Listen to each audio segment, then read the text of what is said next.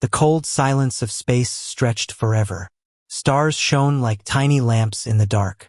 Through that endless black, a silver alien scout ship drifted quietly toward a small blue planet. Captain Verex stood at the window of his command deck. His yellow eyes narrowed as he studied the world below. It was beautiful, oceans glittered, clouds swirled, continents glowed faintly in the sunlight. "This is Earth," he said softly. His crew gathered behind him. They had traveled across 6 star systems to find this place. Verex's mission was simple: observe the humans, learn their strength, and decide if they were a threat. From the old records in the Galactic archives, humans were supposed to be young, primitive, and harmless. Most species at their stage of growth had only stone tools or maybe iron swords. The captain expected to see tribes, maybe small villages, and no real danger. But as the ship's scanners activated, something strange appeared on the displays. Massive heat signatures dotted the surface. Strange metal structures stood tall, glowing with energy. Countless flying objects moved in the skies, faster than any primitive craft should. Verex frowned. "This is not what I expected." One of his officers, a tall, thin alien with bright silver skin, looked worried.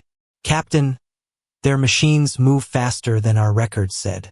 Some almost match our patrol speed." The captain laughed quietly. "Impossible. No young race can build weapons or ships close to ours. Perhaps they are only fast transports." But deep inside, he felt a small spark of unease.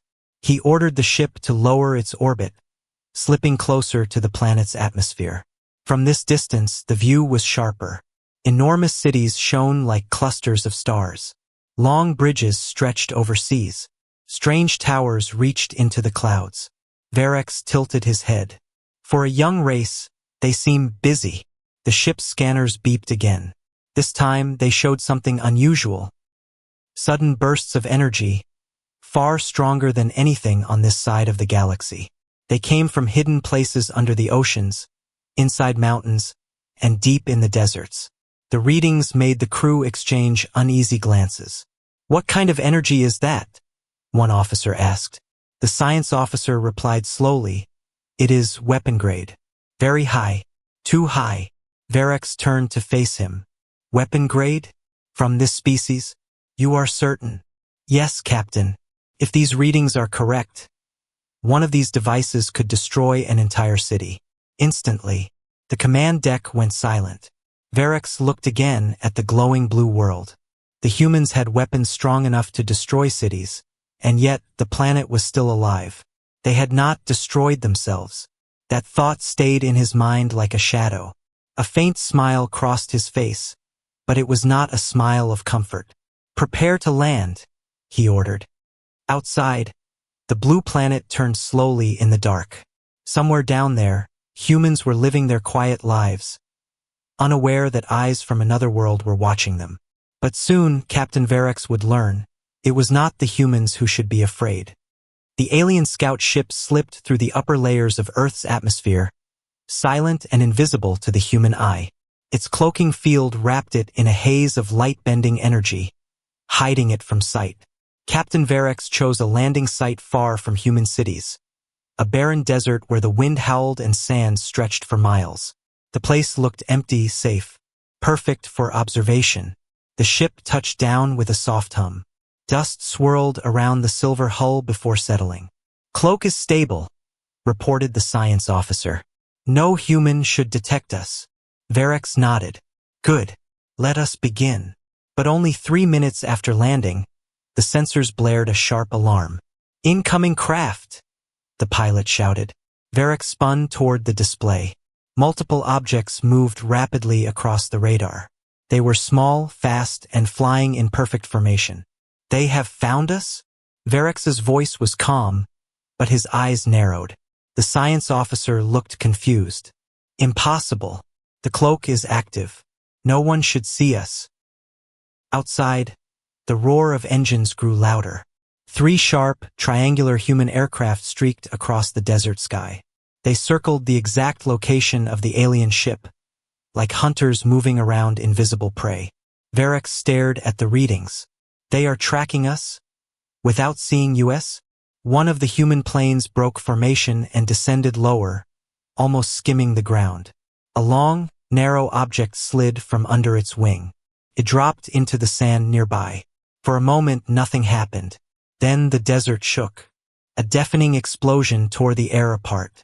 Sand blasted in every direction, the shockwave rattling the alien ship even through its shields. "That was a warning shot," the pilot whispered. The science officer's hands trembled over the controls. "Captain, the energy output from that weapon is enough to destroy a cruiser." Varric said nothing. He simply watched as the human planes continued circling, never firing again. They were not attacking, they were showing their power. A second later, the alien ship's long-range sensors caught something else. Another human machine, this time high above the atmosphere. A satellite, moving in perfect sync with their position. "They are watching us from space," the pilot said in disbelief. Varric's jaw tightened. "They know exactly where we are, and they are letting us leave." The humans had the upper hand, and they knew it. Slowly, the captain raised his hand. "Break off. We retreat for now." As the scout ship rose from the desert floor, the human aircraft peeled away, vanishing into the horizon. The satellite above shifted its course, and then went dark. Varric stood at the window again, staring down at the planet. His earlier confidence had melted into a quiet unease. "This species," he muttered to himself, "they are not prey, they are hunters." The alien scout ship drifted high above the earth, far from the human aircraft that had forced it away from the desert. Captain Varric stood silent at the command deck. His crew worked quietly, avoiding his eyes. They had all seen the same thing, humans finding their ship without any visible sign. For most alien species, that was impossible. But for humans, it seemed effortless. Varric turned to his science officer. "Prepare deep scans of their weapons. I want numbers." The officer hesitated. "Captain, that might alert them again." "Good," Varric said coldly. "I want them to notice." Minutes later, the scans began. Strange readings filled the screens.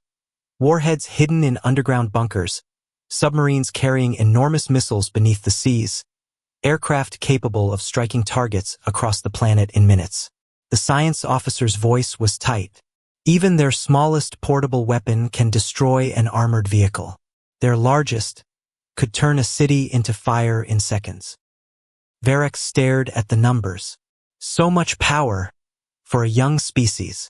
A thought formed in his mind, dangerous but necessary. If humans truly were as dangerous as these readings suggested, he needed to see it for himself. He gave a new order. "We will test their reaction speed. Bring us down near one of their military centers." The crew looked at him with shock. "Captain, provoke them?" the pilot asked. "Yes," Varric said. "If they are dangerous, we must know. If they are not, we have nothing to fear." The ship descended silently toward a vast coastal base. From above, they could see long runways, rows of aircraft, and tall towers watching the sea. Varric commanded the cloak to stay active but ordered the ship to fly low, low enough that their engines would create a faint disturbance in the air. Just enough for the humans to notice something. The result was immediate. Alarms blared across the base. Soldiers moved in perfect coordination, vehicles rolled into position, and sirens wailed like warning cries across the harbor. Then Varric saw something that froze his blood. The base did not panic. There was no chaos, no fear. Every human acted with calm, steady purpose, as if they had done this before many times. Missile launchers turned toward the exact point where his ship floated, still invisible. The science officer swallowed hard. "Captain, they have locked on. Multiple targets. Land, sea, and air." Varric's mind raced. These humans were not guessing. They knew where he was, and they were ready to strike. He gave a single order. "Break away. Full speed." The ship climbed sharply into the clouds. But just before the cloak hid them completely, one human aircraft broke formation and followed for exactly 12 seconds. Then, without firing, it turned back. It was not pursuit. It was a message. "They wanted us to know," Varric whispered. "If we cross the line, They will end us. The alien scout ship floated in high orbit again, hidden behind the shadow of the moon. Inside, the crew worked quietly, scanning human networks and intercepting signals. Captain Varex stood over the main console, eyes fixed on the data streaming across the screens. "I want their history," he ordered. "Go back as far as you can." The science officer tapped the controls. "We are pulling from their public records, news broadcasts, government archives. There is a lot of information, Captain. Humans, record everything. Then find their wars," Varex said. "Show me their greatest weapons." Images began to fill the screens. Battleships firing across oceans. Tanks rolling through ruined streets. Aircraft dropping bombs over cities. Varex's eyes narrowed. Primitive, explosive projectiles. High casualties. But still, nothing that can compare to our cannons. "Keep going," he said. Then the feed shifted. Black and white footage played. A city skyline, calm in the morning light. A single aircraft flew overhead. Moments later, the horizon flashed brighter than a star. The screen went white. When the image returned, the city was gone, replaced by a boiling cloud of fire and smoke. The science officer's voice was a whisper. "Captain, energy output. Millions of tons of TNT from a single device." Varex felt his stomach tighten. "When was this weapon made?" "Over 100 of their years ago," the officer replied. Varex turned sharply. "A century? And they still have them?" "Yes," the officer said. "Stronger versions. Thousands of them." The footage continued, the second weapon falling on another city, the same blinding flash, the same instant destruction. Then the records showed something strange. After those two events, the humans stopped. No more weapons of that size were used in war. Ever. The crew exchanged uneasy glances. One young navigator frowned. If they had such power, why didn't they use it again? They could have ruled the world. Varex stared at the dark earth below. "That is the question. And the answer is the most dangerous thing I have learned today." He walked to the window, his voice low. "They did not stop because they were afraid. They stopped because they understood. They knew they could win any war too easily. So they avoid it. They let others think they are fragile, emotional, divided. But when the time comes," he turned back to his crew, "when they choose war, it will end before it begins." The command deck was silent. Far below, the blue planet spun slowly in the darkness. To the humans, it was just another night. To Captain Varex, it was the home of a species that could destroy his world in a heartbeat, and yet smiled, sang, and built as if nothing could ever touch them. For the first time in years, Varex felt something he hated. Fear. The alien scout ship drifted over the dark ocean, its engines silent, cloaking field active. Captain Varex stood at the main viewing window, staring down at the endless waves below. The crew had been quiet since learning the truth. No one dared to speak of the human weapons again. But the air inside the ship was heavy, like the silence before a storm. The science officer approached slowly. "Captain, there is movement beneath us, deep below the surface." Varex frowned. "Show me." The main screen lit up with a scan of the ocean. At first, it showed only shadows and cold water. Then, a massive shape emerged from the depths. Long, metallic, and alive with energy. "A vessel," the officer said. "But it's under the water." Varex's eyes narrowed. "A warship? No, too quiet." The shape rose slowly, breaking through the surface. Water rolled off its black hull. The alien scanners read its name in bold white letters. United States Navy. Varex didn't recognize the words, but he understood what the readings meant. This was no fishing craft. This was a predator. The human submarine's top hatch slid open. A tall, cylindrical missile launcher rose into the cold night air.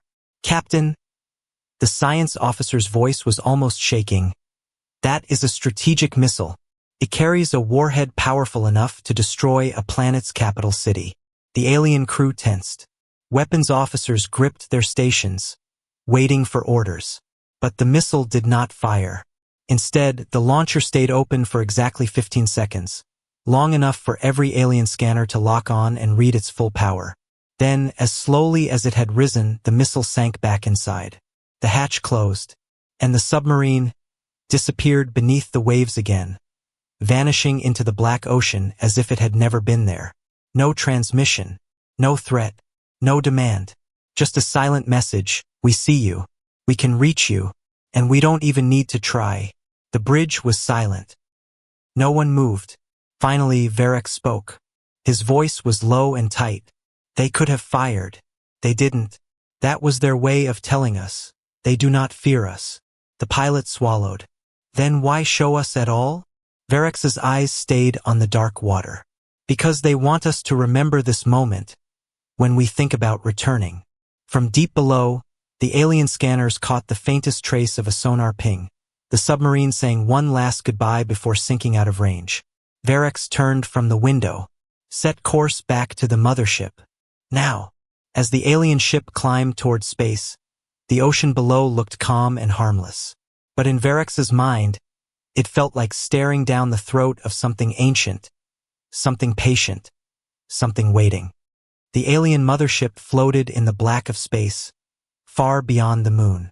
Its size dwarfed the scout ship as Captain Varric approached.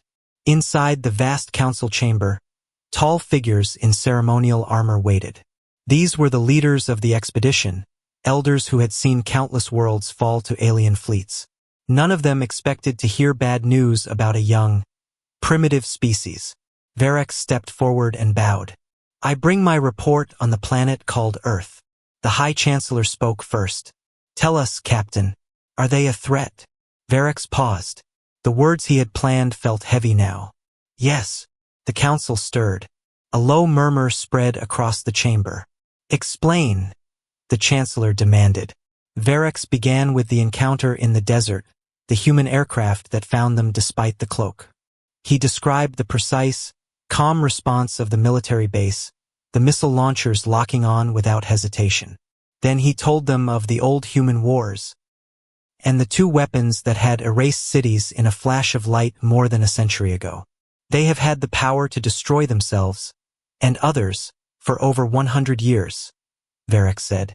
But they do not use it. They avoid war not because they are weak, but because victory would be too easy for them. An elder counselor frowned. They are still young. If they became hostile, we could strike first. Varric shook his head. You do not understand. They have thousands of these weapons now. On land, under the oceans, in the skies. Even if we destroyed half their world in a single attack, the other half would still have the power to destroy ours.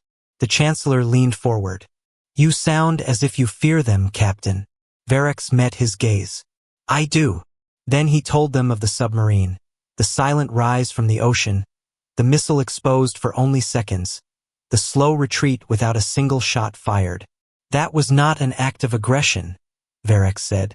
It was a message. They know we are here. They know what we can do. And they are telling us they can do more. The chamber fell silent. One of the younger counselors finally spoke. What do you recommend? Varric's answer came without hesitation. We mark Earth as a no-contact zone. No ships approach. No colonies settle nearby. We do not provoke them. Not now, not ever. The Chancellor studied him for a long time, then gave a slow nod. So be it. As Varric left the chamber, he felt no relief. He knew the council was right to avoid conflict, but deep in his mind, another thought lingered. Humans had the power to conquer the stars, yet they stayed on their own world. And if they ever decided to leave in force, nothing in the galaxy would stop them. The scout ship detached from the mothership in silence. Captain Varric had his orders. Leave the Sol system and never return. The engines hummed softly as the blue planet grew smaller behind him. From the bridge window, Earth looked calm. Clouds drifted lazily over its surface. The oceans shone like liquid glass. To any outsider, it seemed like a peaceful, harmless world. But Varric knew the truth. He had seen the precision of their military. He had seen the weapons they kept hidden. And worst of all, he had seen the restraint they chose to use. The pilot glanced at him. Captain, it feels strange to turn away from a planet we could take so easily. Varex's golden eyes narrowed. You are wrong. We could attack them easily. But we could not win. The ship moved past the orbit of the moon. Stars brightened ahead, the way home stretching far into the black. Then, a soft tone sounded from the communications panel. The science officer frowned. We're receiving something. From where? Varex asked. The officer checked the signal. His skin turned pale silver. Earth, Captain, is coming from Earth. The crew stared.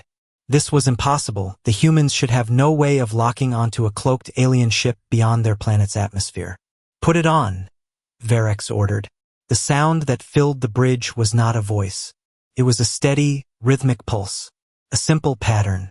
3 short beeps. 3 long. 3 short again. The pilot looked confused. What does it mean?